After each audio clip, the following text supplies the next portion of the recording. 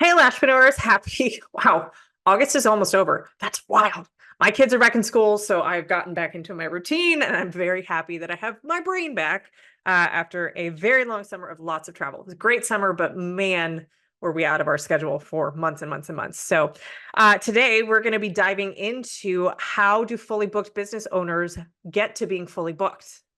So let's dive into it. So, are they expert marketers? That's how they get fully booked? Well, there's probably a pretty good chance that they know how to get clients in the door. So maybe. Do they have a great skill set and get amazing results? Well, maybe. I mean, if they're fully booked with new clients and they never come back, maybe not. But certainly having a result that you can get to market to someone, sure, that definitely helps. Do they give five-star customer service and like the over the top white glove Ritz-Carlton type customer experience? Well, they probably know how to please people so that when they leave, they want to come back so that they book again. But chances are there's something that's missing before any of those things. And that really is getting clear on what fully booked actually means. Because here's the thing, it's a great term that's thrown around. And look, I am one to throw around fully booked, because it's what y'all want. So that's what we put out there, right? It's the desire, the transformation, the end result that you guys want. And so we use that in our marketing, in our language, like go from overlooked to fully booked, right? But what does fully booked mean? That's what you have to get clear on first before you ever start chipping away at things like marketing and customer service and customer experience, so that we know when we actually get to being fully booked.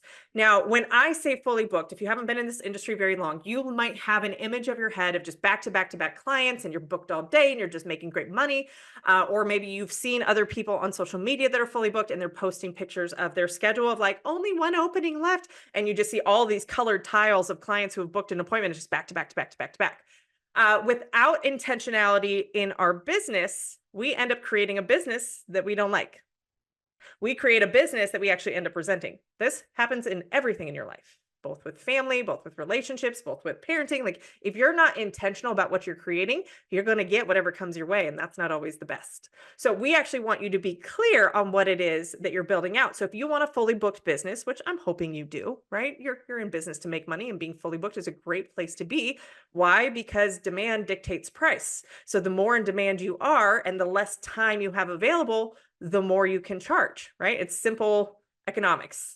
Supply, demand. When there's more demand than there is supply, the supply is worth more. It is more valuable because there is less of it. Does that make sense? So that's kind of what we're diving into today, is what does fully booked look like for you? So I'll give you an example. In my business, when I first started, my goal was to get to 4 clients a day, 4 days a week. That's how I determined, like, that to me would be quote unquote fully booked. Now, if you're in the lash world, that means fill appointments, right? Or in the nail world, I guess that would apply too. You're regularly booked with fill ongoing maintenance appointments. If you are fully booked with new clients, new full sets, then those tend to come back for their fill appointments. So being fully booked with new clients is a temporary state. It's not ongoing. If you want to be fully booked for weeks or months out, you're likely booked with fill clients. Now, if it's facials, maybe it's selling certain packages or just having enough people pre-book out in advance that you have less availability. So whatever that looks like for you. Waxing, same thing. You don't have too many new appointments. Like your appointment times don't change all that much, especially if you're doing Brazilians. It's likely the same amount. So you probably just want to have a certain level of what we call productivity, right? So that's the official percentage that we determine as fully booked. And in our programs, we use 80% productivity as being fully booked, meaning 80% of the available hours you're available to work are with paying clients. We don't actually want you getting to 100% productive, meaning that there is no downtime, no turnover time, no time to check out clients. It is back to back. Every second of your workday is spent with a paying client. That's not wise. It's not sustainable. If you have team, they burn out, they get injured. We need a little bit of breathing room. So we aim for 80% productivity. So for me, the first goal when I was first starting out was I wanted 4 clients, 4 fills a day, 4 days a week. That to me was fully booked. Because look, think of your current schedule now. Hopefully you have a couple clients, right? Hopefully you've got a handful of clients. Imagine if you cut your available hours down to like 2 hours a week. You'd probably be fully booked. Right? So this whole, I want to be fully booked, you could if you just limited the amount of hours that you worked, but chances are that's not what you want, right? So this term throwing fully booked around is really vague and discretionary and likely different for every single one of you. Okay, so we have to actually look at what does that mean. So again, when I'm starting out 4 clients a day, 4 days a week, what did that look like then? That meant that when I would get to starting to see days that were busier, maybe I'd get to 1 day a week that had 4 clients in it. Cool. Now I'm making progress and I'm paying attention and being intentional about, okay, let's see if we can't get to a second day with 4 clients in it, right? That would mean that I'm progressing and working towards being fully booked, which per my definition at that point was 4 clients a day, 4 days a week. Okay. Then we get to the point where all of a sudden I have 1 week that had 4 clients a day, 4 days a week, but the rest of my weeks were slow. And this happens when you're on your way to being fully booked, is that you'll have 1 week that's super busy, another week that's maybe not so busy. And eventually that fully booked week will kind of start to overflow into other weeks and people start to book out. And then all of a sudden you have wait lists or you have people who are having a hard time changing around their appointments. So what do? Most people default to, I'm going to give more time. Right? I'm going to throw in more time. I'm going to open up my hours. I'm going to take 6 clients a day or 8 clients a day or 12 clients a day. And I'm going to work 7 days a week. And oh my God, all of a sudden we have a business that is running us into the ground. We never have time to enjoy our money. We're resentful, we're bitter, we're angry, and we're giving really terrible customer service. Because I don't know about you. First clients, 1, 2, 3, even 4, I was good. I was happy. I was delightful. I was charming. By the time I got the 5th or 6th client, I wanted to shank somebody with some tweezers. So your level of your client experience declines after a certain point. So just kind of monitor yourself. You're also risking a lot of repetitive stress injuries if you're taking more than 4 to 5 clients a day or you're working more than 6 hours a day in this industry, just as a PSA for you. So when I got to the point where I had my first couple of weeks that were 4 clients a day, 4 days a week, I switched from being number of clients and number of days a week as my fully booked, and I changed the definition. Now it became an income goal because I did not want to work more than 4 clients a day, 4 days in the week. I could have added more, but no, I didn't want to do that. I liked my schedule. I liked the time freedom that I had. So now if I wanted to increase my income, I could use supply and demand. I had more demand for my time because I was doing well with marketing and word of mouth, and I gave great results and great customer service. I wanted to keep all of that.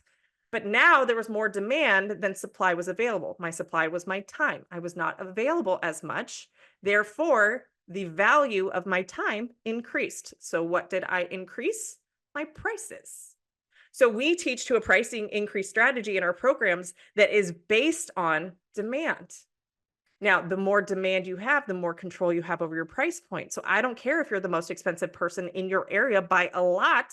If you have the demand for it, by all means, charge double, triple, quadruple what somebody else is paying or what other people are charging.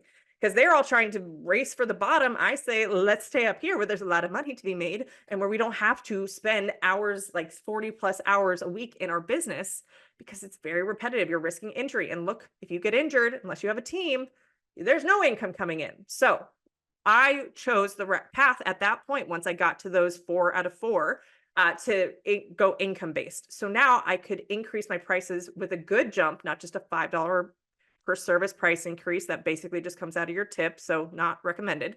I could do a 20% increase across the board on all my services. And I did that price increase actually 2 times in the first year of, no, 1 time in the first year of business, 2 times in the second year of business. So I was able to increase my prices by almost 60%. If you're watching this on video, we just had balloons. Thank you, Zoom. By 60% over a year and a half's period of time. Okay, so 20% increases. So what you need to know in order to get to the goal is knowing your numbers so that you're tracking this data so you actually know if you're creating something intentional to get to. So often we get into business and we're not really savvy on anything business-wise, but we know we have a skill set that we like to do, and we know we've had some people enjoy our results. So how do we start to monetize this? How do we start to make money off of it? Well, y'all can be running a $100,000 a year business and still not be making money. Yeah, because every time a client comes in, if money goes right back out the door because we're not being intentional about what we're building out, then all of a sudden what we have are these cases where people are working 12 hours a day, 7 days a week. Yeah, they're fully booked. They're beyond fully booked. They're actually overworked and burning out and risking injury. Not wise. Why? Because they're not tracking their numbers. They don't know how to make profit-based decisions. They likely think the more I work, the more I make. For sure, that could be one option, but at a certain point, your quality of life starts to go down. We have to control the numbers in our business in order to get to the lifestyle that we all want when we get into business, which for most of you is more time, more freedom, more money, right? So if you don't want to have a business that requires you constantly to have to work more to make more, then you need to be looking at what the profit is in the business and making profit-based decisions that align with your goals. Because your pay as the owner comes from the profit of the business. So while yes, you could increase your hours, that is only one way to make more money in the business, and it's really only to make more sales. But my question to you is, if you open up your hours and you add in more clients, are you increasing your profitability by doing that? Maybe you are, maybe you aren't. This would be where you'd need to go look at your numbers and know which numbers to track. And if you don't know which numbers to track in your business, that's where the Know Your Numbers Masterclass that's happening this weekend is going to help you.